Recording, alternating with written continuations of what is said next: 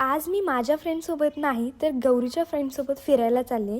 त्या दोघी खायला जाणार होत्या म्हणजे कॅफेमध्ये. मग मी म्हटलं की खायलाच चाललंय तर मी पण येते तुमच्यासोबत. मग त्यांच्यासोबत गेले. जाताना थोडंसं पहिल्यांदा रिक्षाने गेलो, पुन्हा चालत गेल्यानंतर आम्ही कॅफेमध्ये पोहोचलो. कॅफे खूप सुंदर होता. पहिल्यांदा बघितलं की स्टार्टरमध्ये काय काय आहे. थोड्या गोष्टी संपल्या होत्या कारण आम्ही अशा टायमिंगला गेलो होतो की सकाळ पण नव्हती संध्याकाळ पण नव्हती. जेवढं होतं त्यामधलंच घेतलं. ही गौरीची फ्रेंड युगंधरा आहे.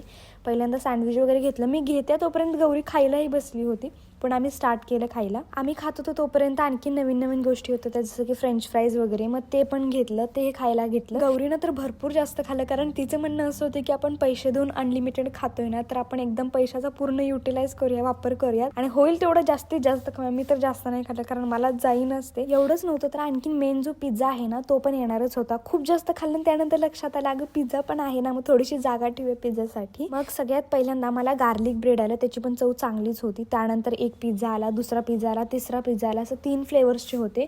आणि मग सगळ्यात शेवटी आम्ही व्हॅनिलाचं आईस्क्रीम खाल्लं. आणि सगळ्यात मेन म्हणजे आम्ही कशासाठी आलतो म्हणजे फोटोज वगैरे काढायसाठी. ते काढले आणि त्यानंतर मग ट्रिप्सी करून आम्ही घरी निघालो की बाय.